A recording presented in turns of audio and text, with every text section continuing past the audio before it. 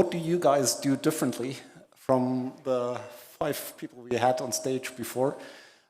How do you want to compete with them? How do you want to displace them from their leadership position? And I would assume you're trying to. So, Johan. Yeah, if I start on that, it's both yes and no, of course, because don't be a bit more controversial, please. So if I try to be more controversial, like I say, if Chris Riegel trusts himself doing everything best, I really trust in the community to work together with the best in the industry to perform like the best services for the brands and retailers that we serve. So you mean being mainly a software company, you do everything else with partners? Yeah. Right? So basically our strategy. So I'm Johan, the CEO of Vertiseit. So we are the holding company that owns Grassfish and Dice. So it's 2 major in-store experience management platforms. So we decided a couple of years ago that we should choose like our path in the ecosystem, and we see that all markets that matures get specialists in the value chain, and we focus on the software side of the industry.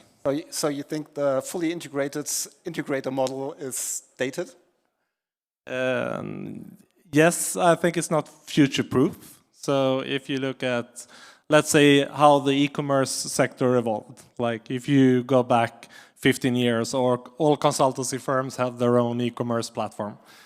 Nowadays, if you count the top 4 in the world, they most likely have like 85% of all e-commerce sites is run on them, but they are implemented by their partner network in the world. And I think that this industry will evolve in the same direction as like the digital in-store experiences become more connected into the ecosystem of the retailers. And if it's not us, I'm pretty sure that there will be four platforms that dominate the markets 10 years from now. So James, do you think you have the right platform? We've got a good chance. So we're in an unusual position where, so Uniguest, hi everybody, you've probably never heard of us, or at least not until today, but we've actually deployed, we might deploy our 1,000,000th signage license this year. So we're in the top 5 that I have been for the last 3 years in the Jahrbuch. And we have several CMSs, so we've been on quite. Johan also has 2 CMS systems.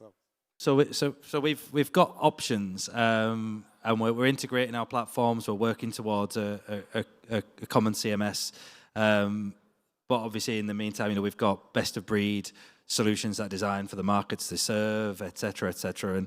And so we agree. This consolidation has been happening already in signage now for a few years, and I think so you're right. We want to beat the other guys out of the spaces they're in, and they're all strong in markets that we're not necessarily strong in. So we haven't done a huge amount in retail.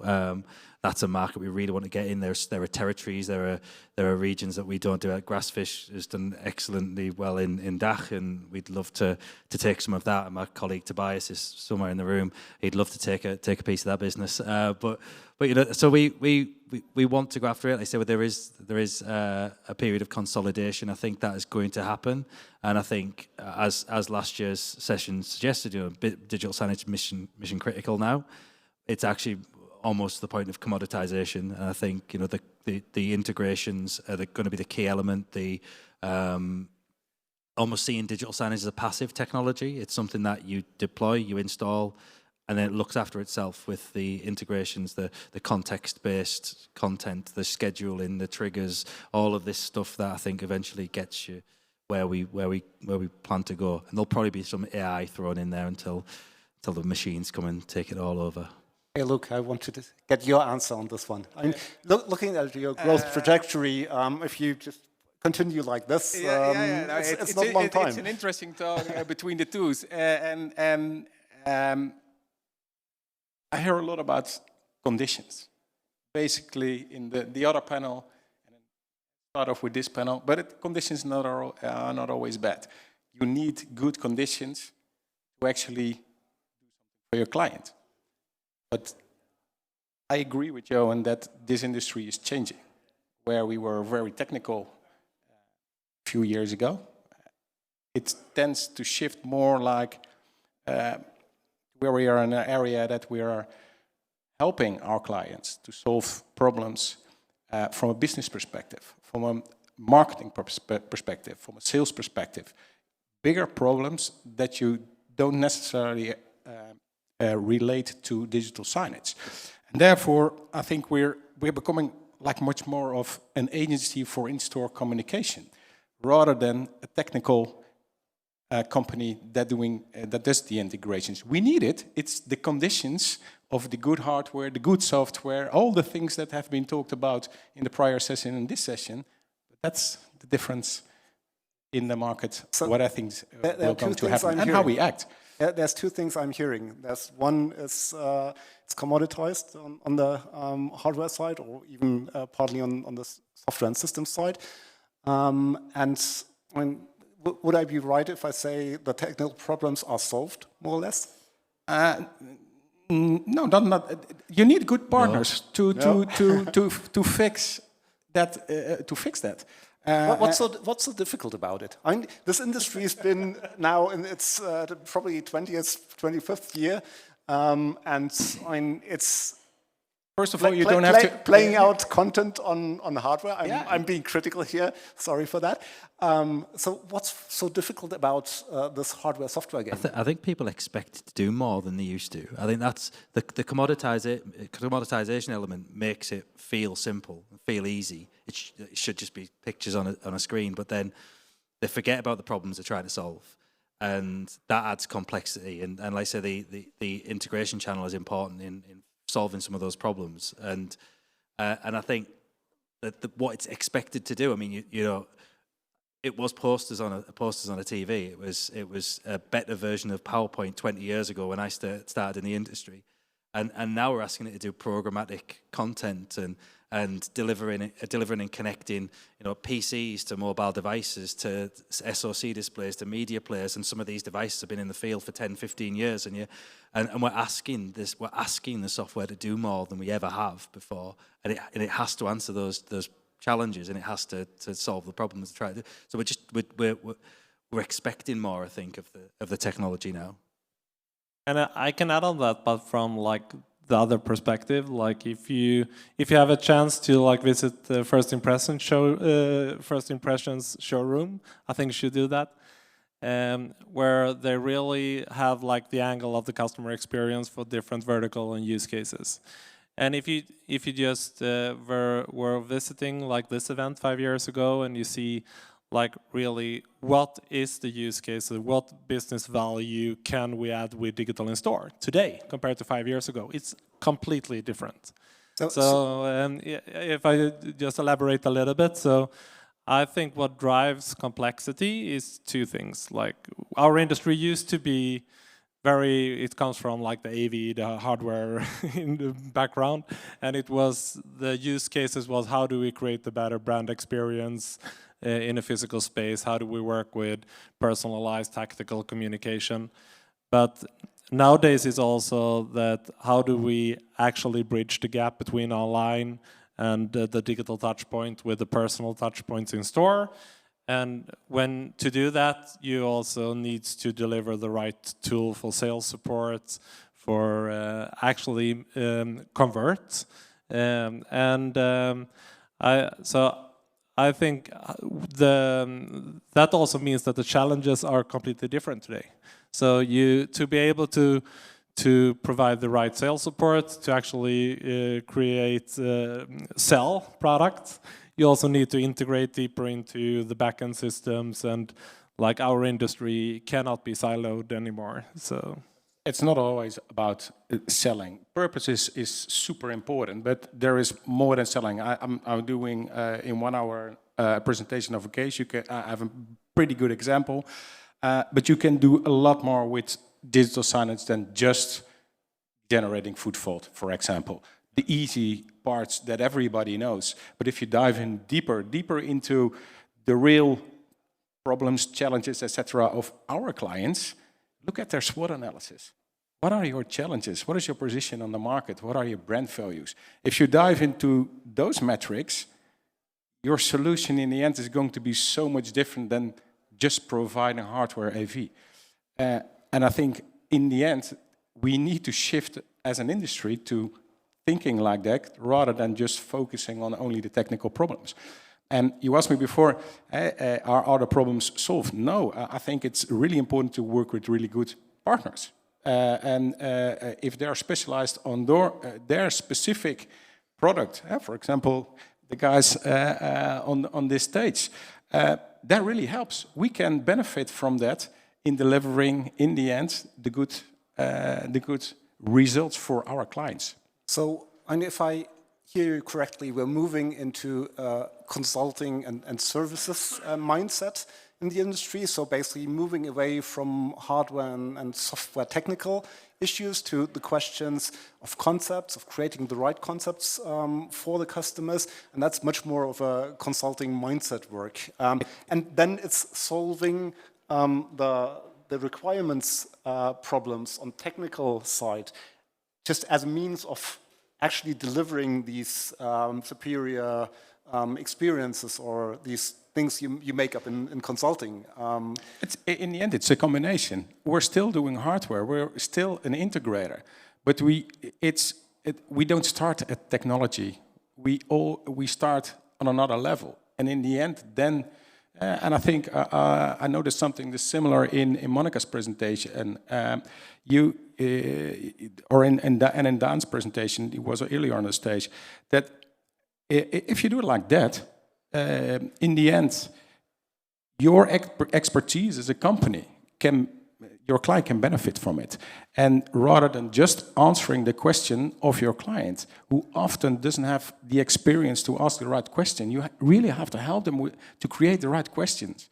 And then you end up with a better solution. So you're building up really partnerships with your clients instead of just supplier relationship. And definitely, and the difference is if you're just providing hardware, then you're a supplier.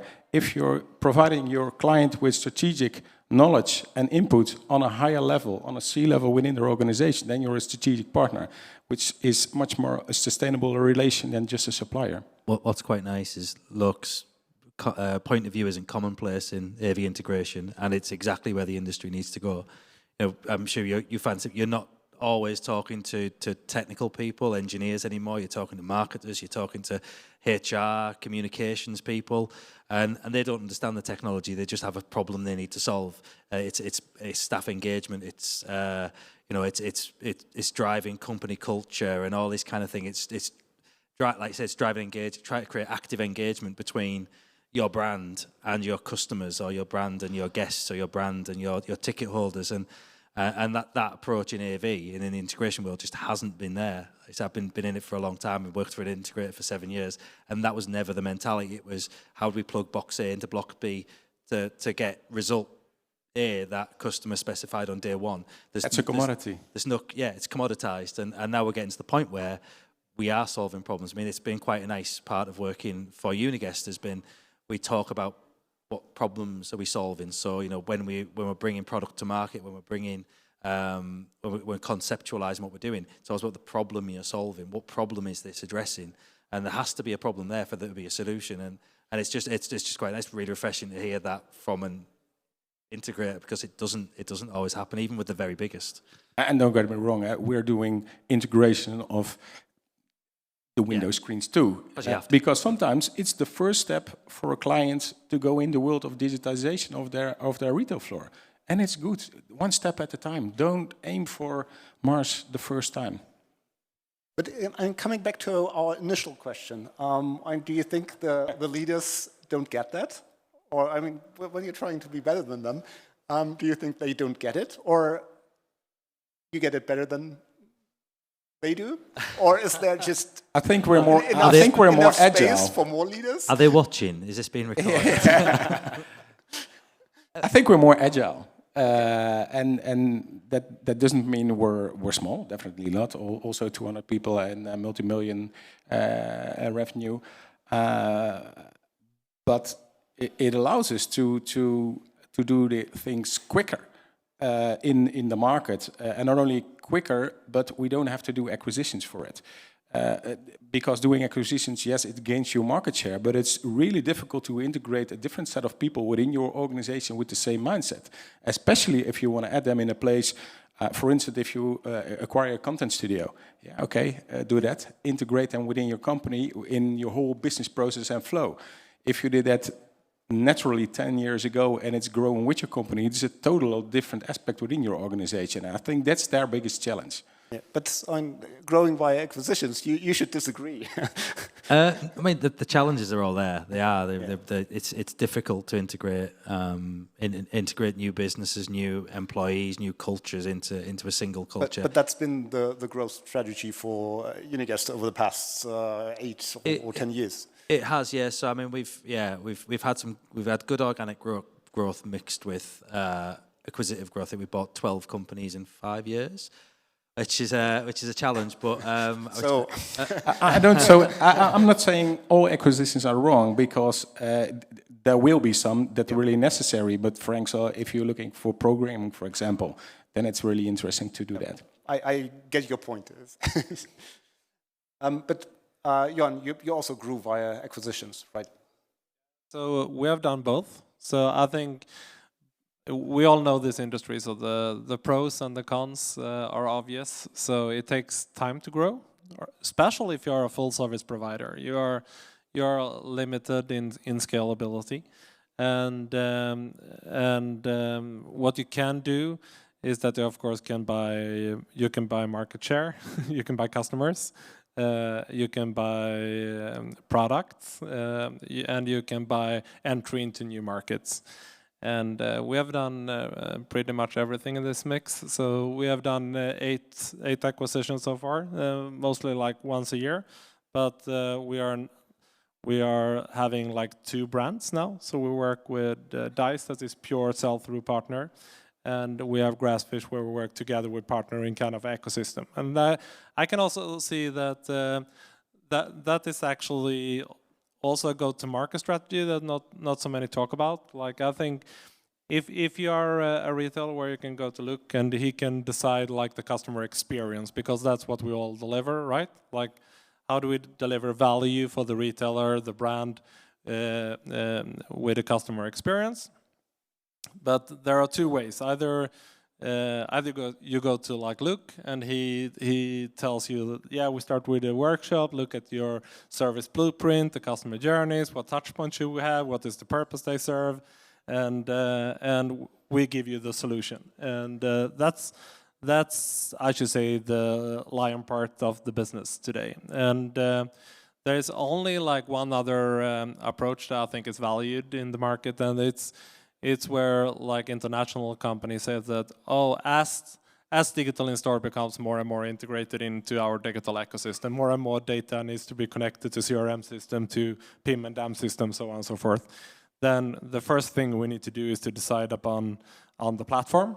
And then based on the platform, especially in the automotive industry, operates like this, that there might be different teams, different companies that work with different touch points or components in the touch points, applications in the touch points, and they don't want to like reinvent the wheel in every market like it have been. so I see is that like either you go through the customer experience path, or you go through like the platform first approach, working together with a lot of different competences, but the ultimate goal is the same, is to create a better customer experience and business value. But conceptually, there are 2 ways to grow. It's either taking away business from your competitors, or you find new applications, new, basically blue oceans.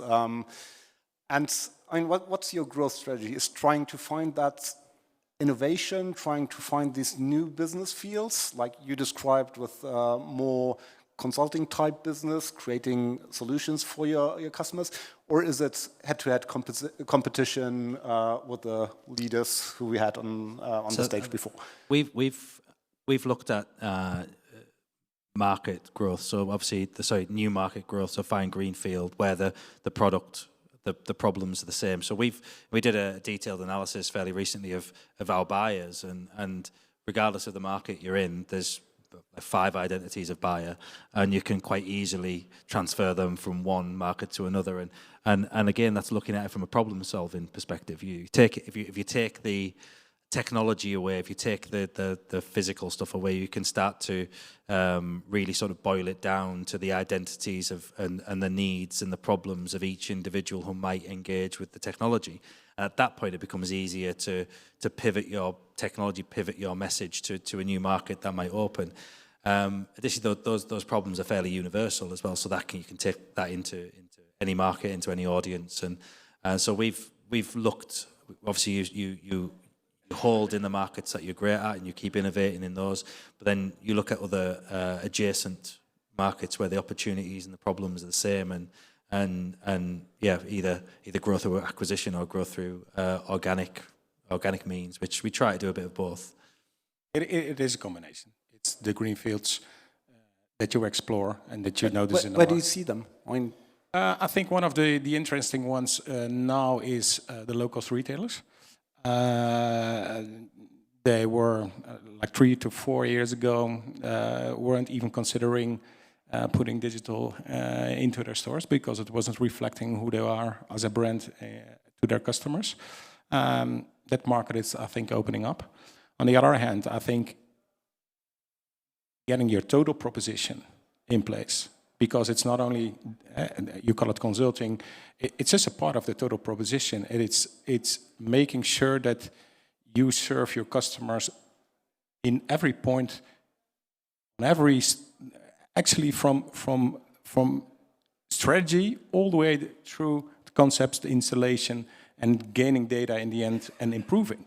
And innovation is a part in that, because you don't only innovate by doing things different in your strategy, by doing consulting, but also in smart ways of doing things that are normally done in a way everybody does them, in a different way. For example, global rollouts.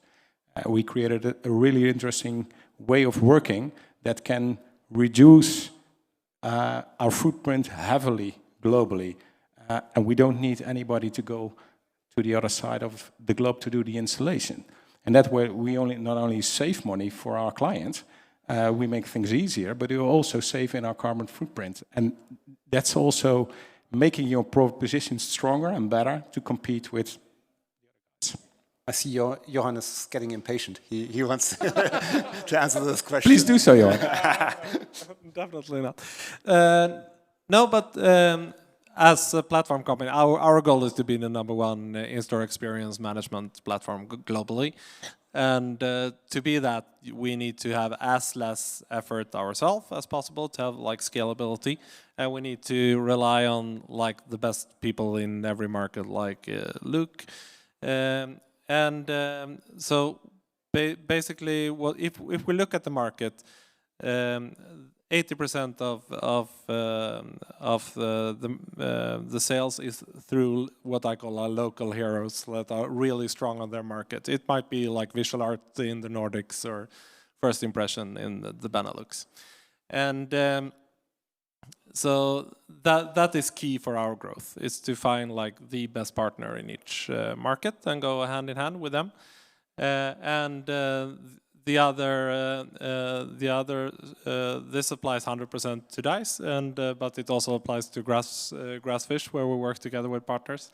But with Grassfish, we also see like we need to work more and more also like with consultancy firms like Accenture and so on this like global enterprises.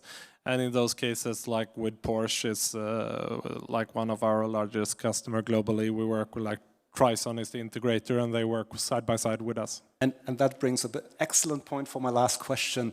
I totally get the point of when you moving upstream and presenting more of a solution than just technology and things like this.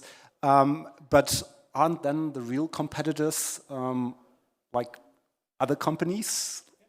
than the ones we had on stage before?